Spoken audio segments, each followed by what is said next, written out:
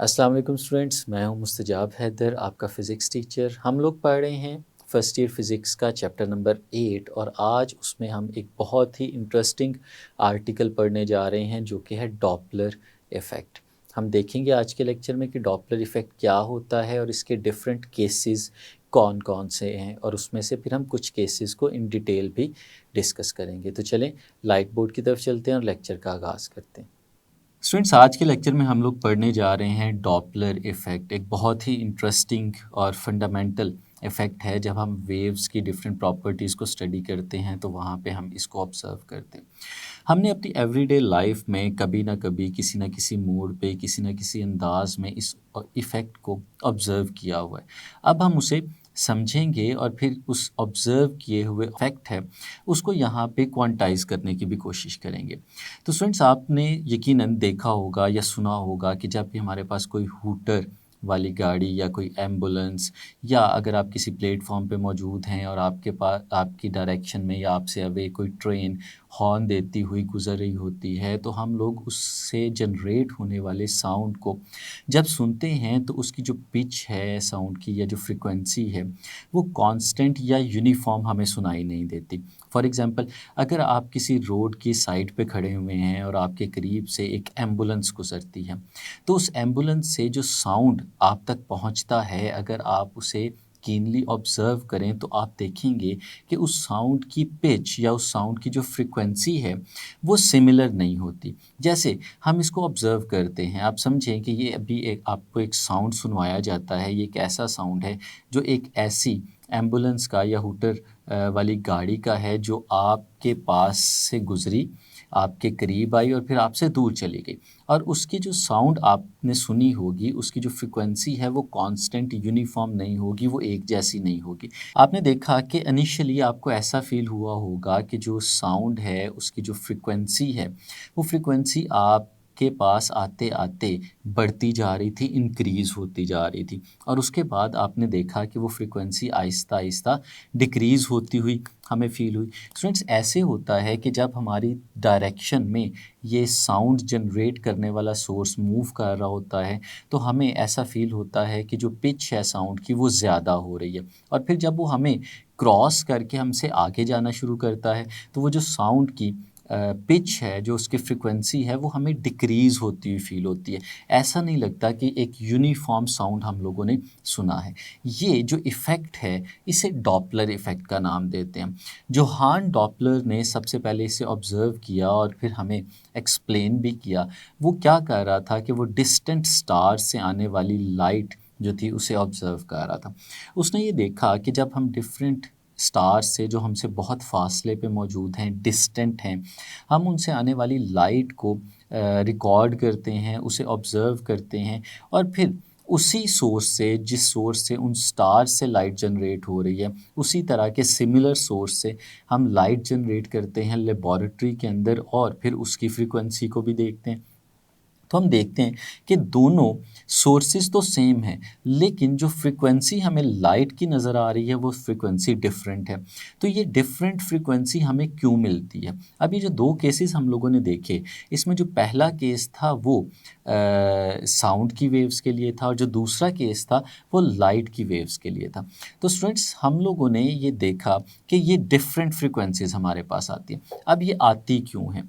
Johan Doppler ने ही हमें ये इफ़ेक्ट समझाया। उसने कहा कि जब भी ऑब्ज़र्वर और सोर्स इन दोनों के दरमियान रिलेटिव मोशन होगी, यानी आपका ऑब्ज़र्वर सोर्स की तरफ मूव कर रहा हो या आपका सोर्स ऑब्ज़र्वर की तरफ मूव कर रहा हो, तो वो किसी भी तरह की वेव्स अगर वो जनरेट कर रहा होगा तो उन वेव्स की जो अपेरेंट फ्रीक्वेंसी है, यानी जो ऑब्ज़र्वर तक फ्रीक्वेंसी पहुंच रही है, वो उसकी एक्चुअल जनरेटेड फ्रीक्वेंसी से डिफरेंट होगी। ये इफ़ेक्ट डॉपलर इफ़ेक्ट कहलाता है। उसी के नाम से हम इसे याद करते हैं। तो अगर इसकी स्टेटमेंट आपके सामने स्टूडेंट्स लिखी जाए तो स्टेटमेंट कुछ इस तरह की है। The apparent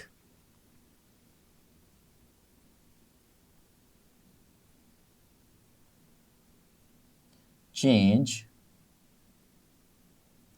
in the frequency of a wave when there is relative motion between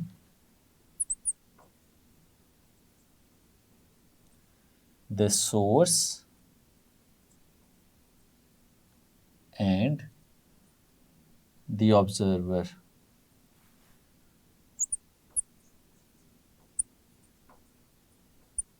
Is known as Doppler effect.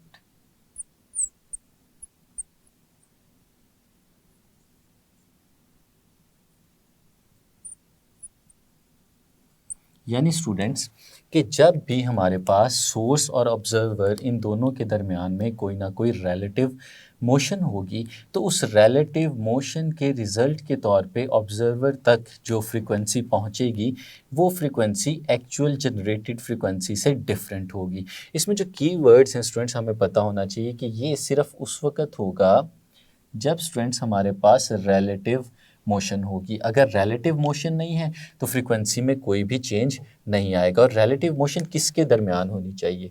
Source के दरमियान और ऑब्जर्वर के दरमियान। रिलेटिव मोशन का मतलब क्या होता है स्टूडेंट्स कि इनमें से कोई एक मूव कर रहा हो या दोनों मूव कर रहे हो, यानी इनके दरमियान जो डिस्टेंस है वो चेंज हो रहा हो। तो जब भी डिस्टेंस चेंज हो रहा होता है तो ये रिलेटिव मोशन होती है और उस वक्त जो फ्रीक्वेंसी हम तक पहुंचती है वो फ्रीक्वेंसी एक्चुअल जनरेटेड फ्रीक्वेंसी से डिफरेंट होती है। स्टूडेंट्स इसके 4 केसेस हैं जिनको हम लोगों ने डिस्कस करना है। वो कौन कौन से केसेस हैं उनको हम यहाँ पे लिख लेते हैं और फिर उनको वन बाय वन डिस्कस करते हैं। पहला केस क्या है स्टूडेंट्स हमारे पास? फर्स्ट केस हमारे पास ये है कि हमारा जो सोर्स है जो वेव जनरेट कर रहा है वो सोर्स स्टेशनरी है और हमारा ऑब्जर्वर उस स्टेशनरी सोर्स की डायरेक्शन में मूव करता है। यानी व्हेन एन ऑब्जर्वर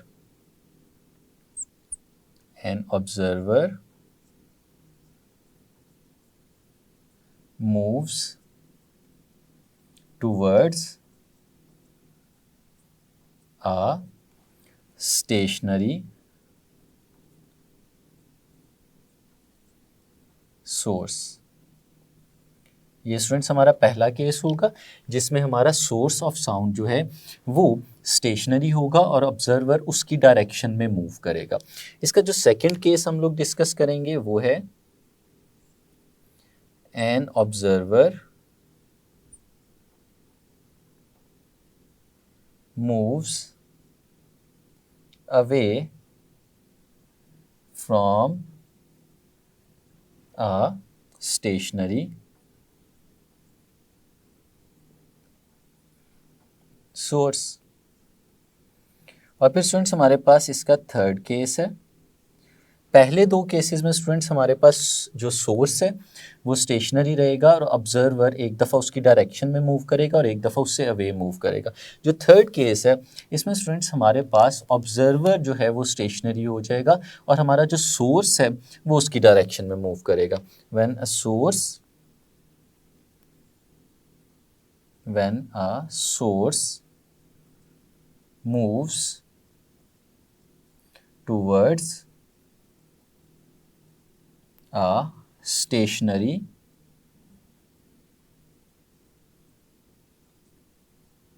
observer। और फिर स्टूडेंट्स जो फोर्थ केस है हमारा वो ये होगा when a source moves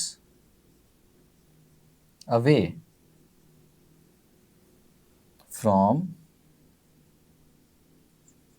a stationary observer। तो स्टूडेंट्स ये हमारे 4 केसेस हैं जिनको हम लोगों ने डॉपलर इफ़ेक्ट के अंदर स्टडी करना है और यही हमारे पास एग्ज़ाम्स में पूछे भी जाते हैं। तो स्टूडेंट्स इनको हम लोग डिस्कस करेंगे। तो सबसे पहले स्टूडेंट्स हम फर्स्ट केस से इसे स्टार्ट करते हैं। लेट्स सपोज स्टूडेंट्स हमारे पास एक सोर्स ऑफ साउंड है।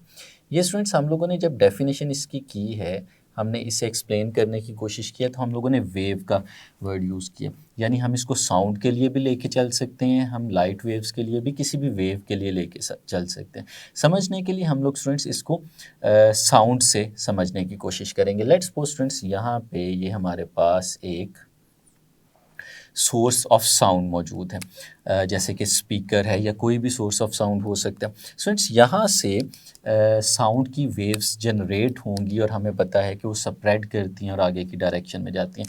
लेट्स सपोज स्टूडेंट्स ये हमारे पास वेव्स को रिप्रेजेंट कर रही हैं, ये साउंड वेव्स हैं जो ट्रैवल करते करते आगे की तरफ जा रही हैं। और फिर स्टूडेंट्स इसके रास्ते में यहाँ पे हमारे पास एक ऑब्जर्वर मौजूद है, जिस ऑब्जर्वर को स्टूडेंट्स हम लोग नाम दे देते हैं ए का। This observer is called a. अब स्टूडेंट्स यहाँ पे साउंड हमारे पास प्रोड्यूस हो रहा है, उस साउंड की कुछ ना कुछ वेवलेंथ होगी, उसकी कुछ ना कुछ फ्रीक्वेंसी होगी, उसकी कुछ ना कुछ स्पीड होगी। लेट्स सपोज स्टूडेंट्स हम लोग ये कहते हैं कि जो साउंड यहाँ पे जनरेट हो रहा है उसकी जो फ्रीक्वेंसी है हमारे पास वो एफ है, जिस स्पीड से वो मूव कर रहा है दैट स्पीड इज़ वी, और जो उसकी वेवलेंथ है स्टूडेंट्स उसे हम लोग नाम दे देते हैं लैम्डा का। अब हम ये जानते हैं कि इन तीनों क्वांटिटीज़ के दरमियान रिलेशन क्या होता है। वो रिलेशन होता है students v is equal to F times lambda. ये स्टूडेंट्स हमारे पास रिलेशन होता है स्पीड, फ्रीक्वेंसी और वेवलेंथ के दरमियान जो यहाँ पे। अब स्टूडेंट्स ये जो वेव्स हमारे पास बनी हुई हैं, अगर आप देखें तो इन कोई सी दो वेव्स के दरमियान जो डिस्टेंस हमारे पास होता है that distance is known as wavelength. ये हमारे पास स्टूडेंट्स वेवलेंथ के इक्वल है, ये लैम्डा के बराबर होता है। अब लेट्स सपोज स्टूडेंट्स हमारे पास ये जो ऑब्जर्वर था, हम इसके फर्स्ट केस को डिस्कस कर रहे हैं जिसमें हमने कहा when an observer moves towards a stationary source. हमारा जो सोर्स है यहाँ पे वो स्टेशनरी है। अगर हम सोर्स की स्पीड को यू एस के साथ रिप्रेजेंट करें तो हम लोग कहते हैं कि ये ज़ीरो है, कि हमारा सोर्स मूव नहीं कर रहा। हमारा जो ऑब्जर्वर है that is moving towards the stationary source. हम सपोज करते हैं कि हमारा ये ऑब्जर्वर इस डायरेक्शन में मूव करता है, तो स्टूडेंट्स जब इस डायरेक्शन में मूव करेगा तो जाहिर सी बात है हमें इसकी स्पीड को कोई नाम भी देना पड़ेगा। लेट्स सपोज स्टूडेंट्स ये जो मूव करता है इसकी स्पीड को हम लोग नाम दे देते हैं यू ओ, जो कि ऑब्जर्वर की स्पीड है यहाँ पे। अब स्टूडेंट्स हमारा ऑब्जर्वर इस सोर्स की डायरेक्शन में मूव कर रहा है। अब दो चीज़ें यहाँ पे समझने वाली हैं कि हमारे सोर्स से जनरेट होने वाला साउंड एक डायरेक्शन में जा रहा है और हमारा ऑब्जर्वर एग्जैक्टली ऑपोजिट डायरेक्शन में मूव कर रहा है, यानी साउंड हमारे ऑब्जर्वर की तरफ आ रहा है और ऑब्जर्वर हमारे साउंड की तरफ जा रहा है। अब अगर क्वेश्चन ये उठे कि हमारा ऑब्जर्वर जो साउंड अपने तक पहुंचा रहा है वो किस वेलोसिटी के साथ अपने तक पहुंचा रहा है, तो स्टूडेंट्स इसके लिए हमें रिलेटिव वेलोसिटी के कॉन्सेप्ट को रिवाइज करना पड़ेगा।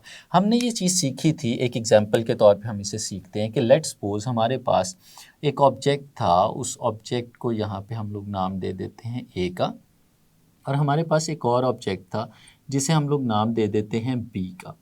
और स्टूडेंट्स हम इसको ऐसे देखते हैं कि ऑब्जेक्ट ए इस डायरेक्शन में मूव कर रहा था और इसकी जो स्पीड थी, लेट्स सपोज इसकी जो वेलोसिटी थी वो 10 मीटर पर सेकंड थी, और जो हमारा ये ऑब्जेक्ट बी था ये इस डायरेक्शन में मूव कर रहा था और इसकी जो वेलोसिटी थी वो थी 12 मीटर पर सेकंड। अब स्टूडेंट्स अगर हम इसको ऐसे देखें कि इनिशियली लेट्स सपोज हम इसको थोड़ी देर के लिए समझते हैं कि ये बी मूव नहीं कर रहा।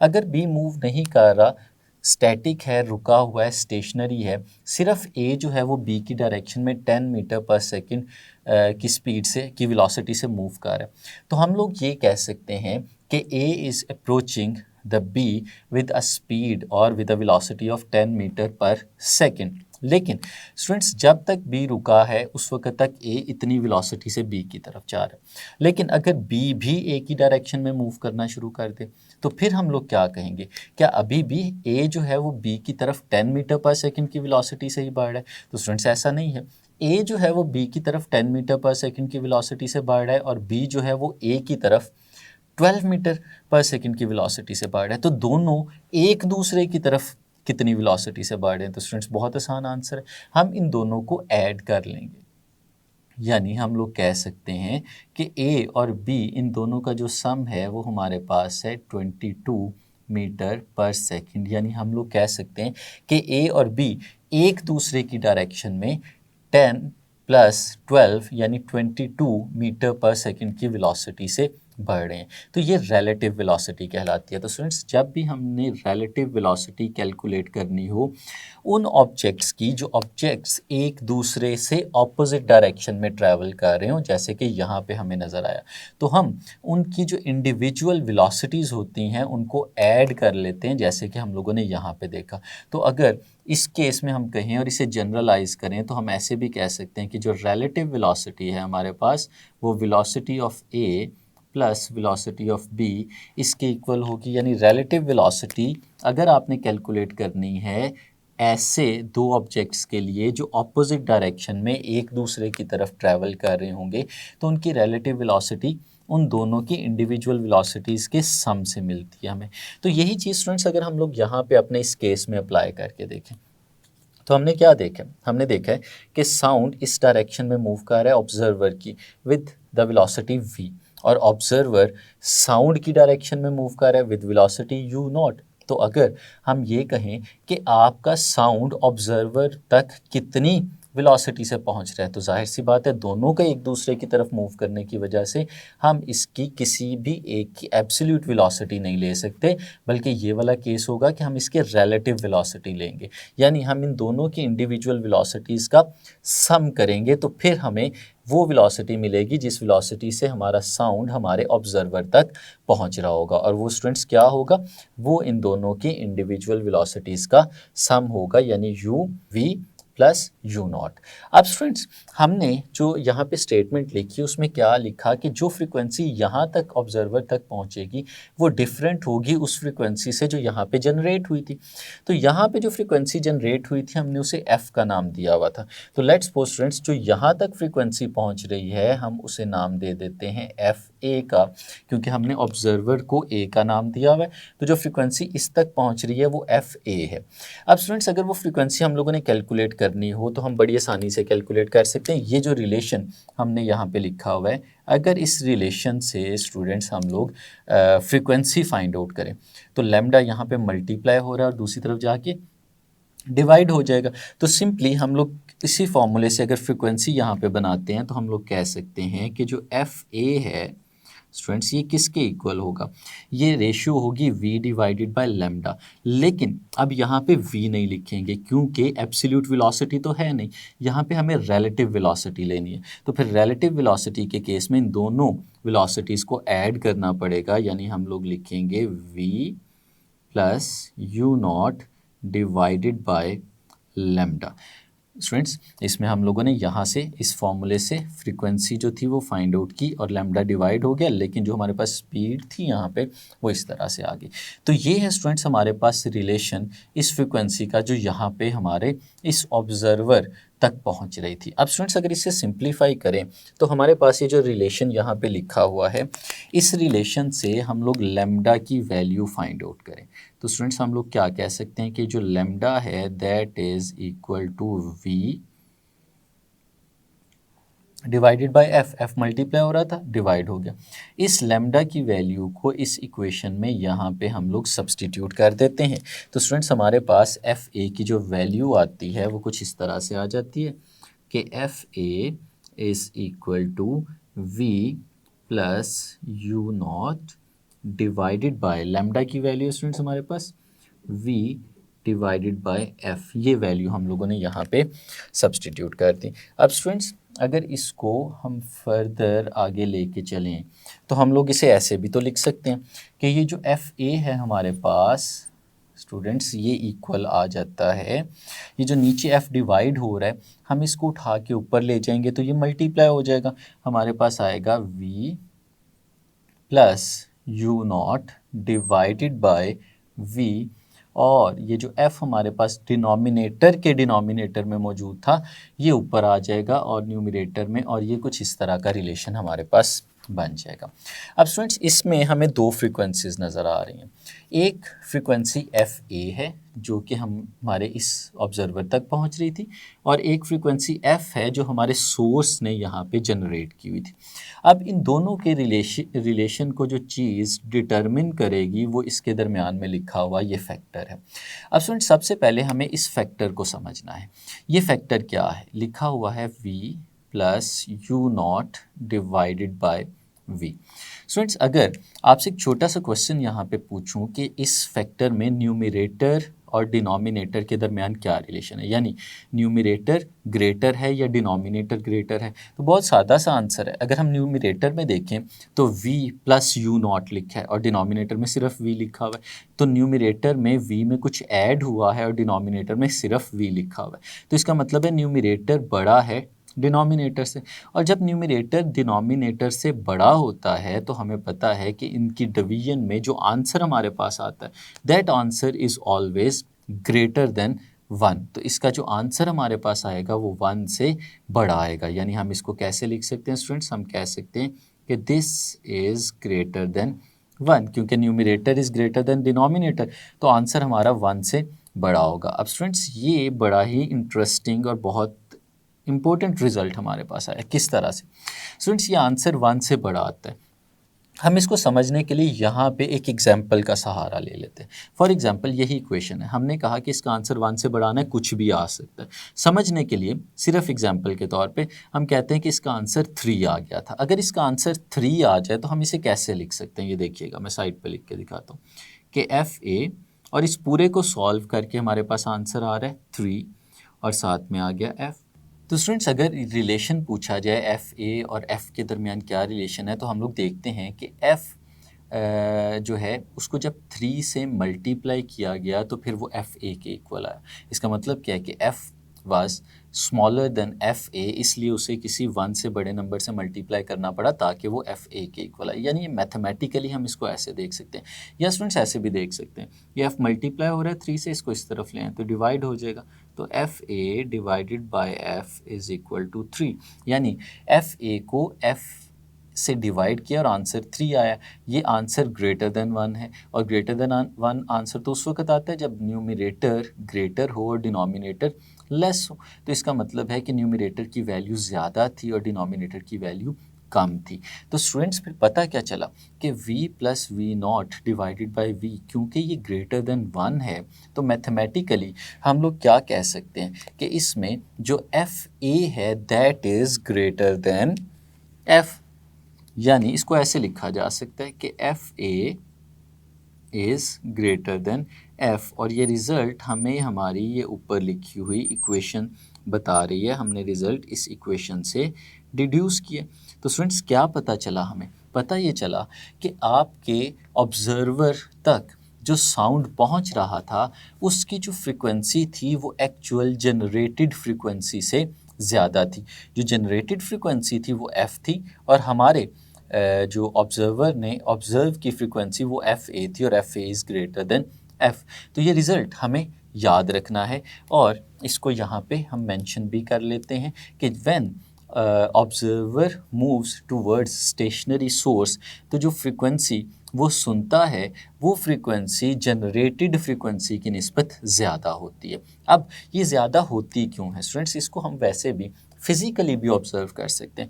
ये जो आपको वेव्स नज़र आ रही हैं, ये वेव्स अगर हमारे स्टेशनरी सोर्स की डायरेक्शन में मूव करें तो हमें पता है फ्रीक्वेंसी किसे कहते हैं। फ्रीक्वेंसी कहते हैं कि एक यूनिट टाइम में कितनी वेव्स एक स्पेसिफिक पॉइंट से पास करके आगे जा रही हैं। तो स्टूडेंट्स अगर ये वेव्स मूव करते हुए आगे तक जा रही हैं और हमारे स्टेशनरी सोर्स है यानी ऑब्जर्वर स्टेशनरी है, तो एक सर्टन अमाउंट ऑफ वेव्स इससे पास करके आगे जाएंगी। अब आप इसे इमेजिन करें कि हमारा ये ऑब्जर्वर भी इस डायरेक्शन में मूव करना शुरू कर देता है, तो जितनी वेव्स इसको पहले क्रॉस कर रही थी यूनिट टाइम के अंदर, अब जब ये उनकी डायरेक्शन में मूव कर रहे हैं तो क्योंकि मूवमेंट ज़्यादा होगी तो जो वेव्स इसको यूनिट टाइम में पास कर रही हैं वो पहले से ज़्यादा हो जाएंगी, तो मतलब फ्रीक्वेंसी इंक्रीज़ हो जाएगी। तो ये रिज़ल्ट स्टूडेंट्स हम लोग यहाँ पे मेंशन कर लेते हैं कि अगर ऑब्जर्वर एक स्टेशनरी सोर्स की तरफ मूव करता है तो जो फ्रीक्वेंसी उस तक पहुंचती है वो जनरेटेड फ्रीक्वेंसी से ज़्यादा होती है। ये हमारा फर्स्ट रिज़ल्ट है। स्टूडेंट्स, इसका दूसरा केस अब डिस्कस करते हैं। पहले केस में तो हम लोगों ने देख लिया कि ऑब्जर्वर जो था वो स्टेशनरी सोर्स की तरफ मूव कर रहा था। अब स्टूडेंट्स दोबारा से इमेजिन करें कि हमारे पास ये एक सोर्स ऑफ साउंड है कुछ इस तरह से, और इस सोर्स ऑफ साउंड से हमारे पास साउंड जनरेट हो रहा है। और लेट्स सपोज स्टूडेंट्स वो साउंड हम कुछ इस तरह से वेव्स की फॉर्म में रिप्रेजेंट करते हैं। ये हमारे पास साउंड की वेव्स हैं जो ट्रैवल करते करते आगे की तरफ मूव कर रहे हैं। और ये जो साउंड जनरेट हुआ है, इस साउंड की जो स्पीड है उसे हम v के साथ रिप्रेजेंट करते हैं, और इसकी जो फ्रीक्वेंसी है वो f है, और इसकी जो वेवलेंथ है वो लैम्डा है, और इनके दरमियान रिलेशन वही है v is equal to f times lambda. ये स्टूडेंट्स हमारे पास इसका रिलेशन आ गया। अब स्टूडेंट्स इस रिलेशन को हम अभी थोड़ी देर पहले भी देख चुके हैं, इसी से हम आगे चलेंगे। अब लेट्स सपोज स्टूडेंट्स हमारे पास यहाँ पे ऑब्जर्वर इस वक्त मौजूद है। ये इस ऑब्जर्वर को हम लोग नाम दे देते हैं ऑब्जर्वर बी का। और स्टूडेंट्स हमारा इस दफ़ा ये जो ऑब्जर्वर है ये हमारे सोर्स ऑफ साउंड से अवे मूव कर रहा है। ये स्टूडेंट्स इस डायरेक्शन में मूव करता है, और इसकी जो वेलोसिटी है उसे हम यू ओ का नाम दे देते हैं। यानी अब हमारा ऑब्जर्वर सोर्स से अवे मूव कर रहा है। अब स्टूडेंट्स अगर ये अवे मूव कर रहा है तो सोर्स इसकी डायरेक्शन में साउंड को भेज रहा है, और ये उस साउंड से आगे मूव करता जा रहा है। अब अगर इस केस में भी हमें साउंड की वो रिलेटिव वेलोसिटी कैलकुलेट करनी हो जो वेलोसिटी इस तक पहुंच रही है, तो उसका मेथड क्या है? जैसे हमने पहले एक एग्जांपल ली थी उसी तरह की एक एग्जांपल यहाँ पे भी लेते हैं। लेट्स सपोज स्टूडेंट्स हमारे पास यहाँ पे एक ऑब्जेक्ट है जो ए है, और हमारे पास एक और ऑब्जेक्ट है जो कि ऑब्जेक्ट बी है। लेट्स सपोज हमारा जो ऑब्जेक्ट ए है वो बी की डायरेक्शन में मूव करता है, और इसकी जो स्पीड है, इसकी जो वेलोसिटी है वो 12 मीटर पर सेकंड है। तो हमारे पास इस वक्त अगर बी रेस्ट की स्टेट में होगा तो हमारा जो ए है वो बी की डायरेक्शन में मूव करेगा विथ 12 मीटर पर सेकंड। लेकिन स्टूडेंट्स अगर हमारा बी भी इसी डायरेक्शन में आगे की तरफ मूव करना शुरू कर दे, और इसकी जो वेलोसिटी है वो 10 मीटर पर सेकंड हो, तो स्टूडेंट्स अब अगर हम बात करें कि हमारा ए जो है वो बी को कितनी वेलोसिटी से अप्रोच कर रहा है, तो स्टूडेंट्स 10 मीटर पर सेकंड से तो बी वैसे ही आगे जा रहा है, और 12 मीटर पर सेकंड से ए बी की डायरेक्शन में जा रहा था। तो इसका मतलब क्या हुआ कि 10 मीटर पर सेकंड तो बैलेंस हो जाएगा। यानी अगर हम ये कहें कि ए बी की डायरेक्शन में कितनी वेलोसिटी से जा रहा है, तो वो स्टूडेंट्स 2 मीटर पर सेकंड है। यानी A is approaching B with a velocity of 2 metre per second, और इसे हम रिलेटिव वेलोसिटी कहते हैं। और ये कैसे कैलकुलेट होती है? जब भी स्टूडेंट्स दो ऑब्जेक्ट्स एक ही डायरेक्शन में मूव कर रहे हो, जैसे कि यहाँ पे हमें नज़र आ रहा है, अगर हम इसकी वेलोसिटी को वी ए का नाम दे दें और इसकी वेलोसिटी को वी बी का नाम दे दें, तो जो स्टूडेंट्स रिलेटिव वेलोसिटी यहाँ पे हम लोग निकालेंगे वो इन दोनों के डिफरेंस के बराबर होती है। यानी वी ए में से वी बी को माइनस करेंगे, जो उनका डिफरेंस आएगा वो स्टूडेंट्स हमारे पास रिलेटिव वेलोसिटी होती है। यानी जो रिज़ल्ट हमें याद रखना है वो ये है कि अगर दो ऑब्जेक्ट्स एक ही डायरेक्शन में मूव कर रहे हो और उनकी रिलेटिव वेलोसिटी हमें फाइंड आउट करनी हो, तो वो उनकी इंडिविजुअल वेलोसिटीज़ के डिफरेंस से हम लोग उसे फाइंड आउट करते हैं। अब स्टूडेंट्स अगर यहाँ पे हम लोग इसकी बात करें तो हमारा जो साउंड है वो इस डायरेक्शन में मूव कर रहा है ऑब्जर्वर की तरफ, और ऑब्जर्वर उससे अवे डायरेक्शन में मूव कर रहा है। तो फिर स्टूडेंट्स यही केस यहाँ पे अप्लाई होता है। हम अगर ये देखना चाहें कि रिलेटिव वेलोसिटी यहाँ पे क्या है, तो स्टूडेंट्स वो जो रिलेटिव वेलोसिटी हमारे पास यहाँ पे आएगी वो इन दोनों वेलोसिटीज़ के डिफरेंस के बराबर आएगी, यानी v माइनस यू नॉट। ये स्टूडेंट्स हमारे पास रिलेटिव वेलोसिटी इस केस में मिलेगी। तो स्टूडेंट्स अगर हम लोग यहाँ पे फ्रीक्वेंसी की बात करें, तो जो फ्रीक्वेंसी हमारे इस ऑब्जर्वर तक पहुँच रही है, हम उस फ्रीक्वेंसी को नाम दे देते हैं एफ बी का। और फिर स्टूडेंट्स अगर हम वो एफ बी यहाँ से कैलकुलेट करना चाहें तो वो कैसे कैलकुलेट कर सकते हैं? हम लोग जानते हैं स्टूडेंट्स कि जो हमारे पास फ्रीक्वेंसी है जब वो कैलकुलेट करनी हो तो स्टूडेंट्स वो रेशियो होती है from this formula we can say that it is the ratio of velocity divided by wavelength. और इस केस में जो वेलोसिटी है वो रिलेटिव है, और वो रिलेटिव वेलोसिटी हमारे पास v माइनस यू नॉट के बराबर है।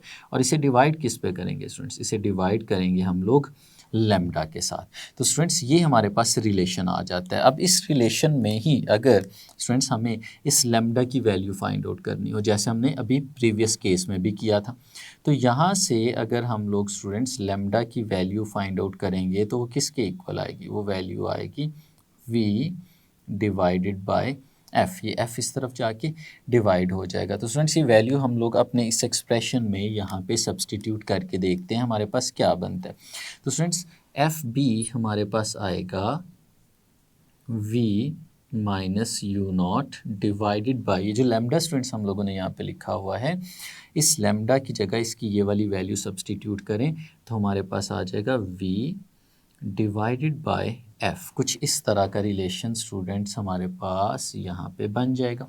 और फिर स्टूडेंट्स अगर इसी को हम लोग फर्दर आगे लिखना चाहें तो हम लोग किस तरह से लिख सकते हैं, देखिएगा ज़रा स्टूडेंट्स। इस केस में हम लोग इसी रिलेशन को थोड़ा सा रीअरेंज करके लिखने जा रहे हैं। जो f यहाँ पे डिनोमिनेटर में डिवाइड हो रहा था, हम इसे उठा के ऊपर ले आते हैं। तो देखिएगा F B is equal to v minus U naught divided by v, और स्टूडेंट्स जो नीचे f था ये इधर आके इसके साथ मल्टीप्लाई हो जाएगा।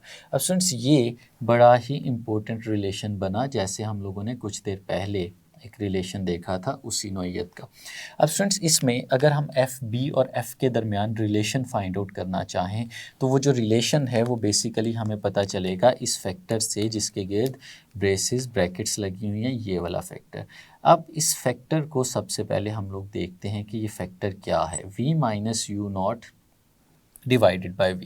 अब स्टूडेंट्स अगर इस फैक्टर में हम लोग ये देखें कि न्यूमरेटर बड़ा है या डिनोमिनेटर बड़ा है, तो स्टूडेंट्स हम लोग देख सकते हैं कि न्यूमरेटर में v में से u नॉट सब्ट्रैक्ट किया जा रहा है और फिर वो v पे डिवाइड हो रहा है। इसका मतलब है न्यूमरेटर जो है वो डिनोमिनेटर से छोटा हो गया, यानी ये जो एक्सप्रेशन हमें नज़र आ रहा है this expression is less then 1, क्योंकि numerator is smaller than denominator. अब स्टूडेंट्स अगर ये स्मॉलर है तो ये जो रिलेशन, ये जो इक्वेशन हमारे पास है, हम इसको एक एग्जांपल से समझ लेते हैं। किस तरह से?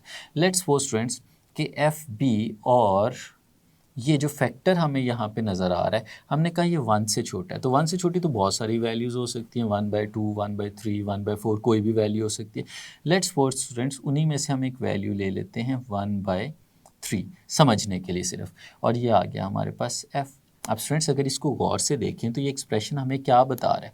ये एक्सप्रेशन हमें बता रहा है कि f कोई एक वैल्यू थी जिसे 3 से डिवाइड किया गया, वो फिर एफ बी के इक्वल आ गई। यानी स्टूडेंट्स इसका मतलब क्या है कि f की वैल्यू काफ़ी बड़ी थी, इसलिए इसे 3 से डिवाइड करना पड़ा ताकि वो एफ बी के इक्वल आ जाए, यानी F B was smaller than F. तो इसका मतलब है कि इससे हम लोग क्या रिलेशन लिख सकते हैं? इससे हम लिख सकते हैं कि हमारा एफ बी जो था ये छोटा था और f बड़ा था। तो यही चीज़ तो स्टूडेंट्स यहाँ पे है, क्योंकि ये जो ब्रैकेट के अंदर वाली वैल्यू हम देख रहे हैं वो अंदर वाली वैल्यू हमारे पास लेस देन 1 है। तो इससे रिज़ल्ट क्या बनता है? इससे रिज़ल्ट स्टूडेंट्स हमारे पास ये बनता है कि F B is less than f। यानी क्या पता चला हमें स्टूडेंट्स? ये पता चला कि जो फ्रिक्वेंसी हमारे ऑब्ज़र्वर तक पहुंची, जो हमारे ऑब्ज़र्वर ने ऑब्ज़र्व की, वो जनरेटेड एक्चुअल फ्रिक्वेंसी की निस्बत कम थी, उससे छोटी थी। तो स्टूडेंट्स ये हमारे पास सेकंड केस यहाँ पे आ गया, यानी कि जब हमारे पास ऑब्ज़र्वर हमारे स्टेशनरी सोर्स से अवे मूव करता है तो उस वक़्त जो फ्रीक्वेंसी वो सुनता है, जो फ्रीक्वेंसी वो ऑब्ज़र्व करता है, वो फ्रीक्वेंसी अपेरेंट फ्रीक्वेंसी के निस्बत कम होती है, उसकी वैल्यू कम होती है, छोटी होती है। तो ये दो केसेस हैं।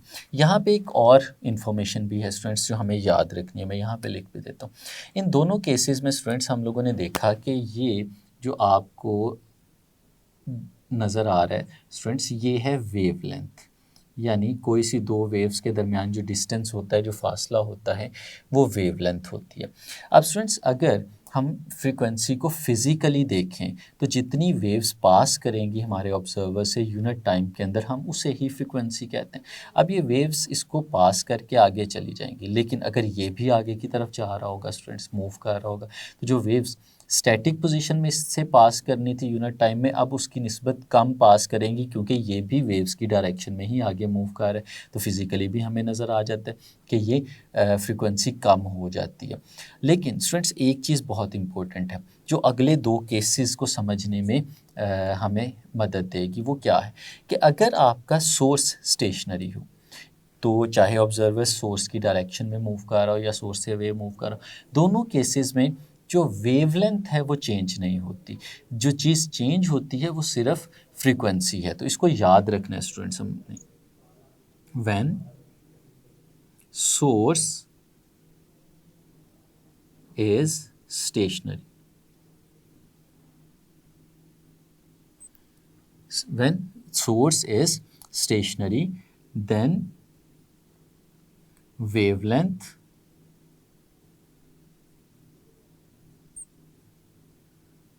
will be constant, यानी वेवलेंथ कांस्टेंट रहेगी। यानी हम लोग कह सकते हैं कि जो लैम्डा है वो चेंज नहीं होगा, लैम्डा कांस्टेंट रहेगा। तो ये चीज़ हमें अगले दो केसेस में नज़र नहीं आएगी, क्योंकि जब हमारा सोर्स मूव करना शुरू कर देता है तो फिर हमारी वेवलेंथ कांस्टेंट नहीं रहती। ये एमसीक्यूज़ के हवाले से ये पॉइंट बहुत इंपॉर्टेंट है, ये स्टूडेंट्स आपको याद रखना है।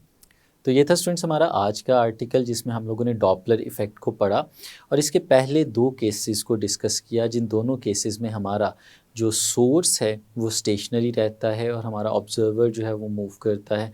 एक केस में हमने देखा कि वो स्टेशनरी सोर्स की डायरेक्शन में मूव करता है, तो फिर फ्रीक्वेंसी पे क्या इफ़ेक्ट होता है, और एक केस में हमने देखा कि वो स्टेशनरी सोर्स से अवे मूव करता है, तो फ्रीक्वेंसी पे क्या इफ़ेक्ट होता है। इसके जो रिमेनिंग टू केसेस हैं वो हम अपने नेक्स्ट लेक्चर में डिस्कस करेंगे। तब तक के लिए इजाज़त दीजिए। अल्लाह हाफिज़।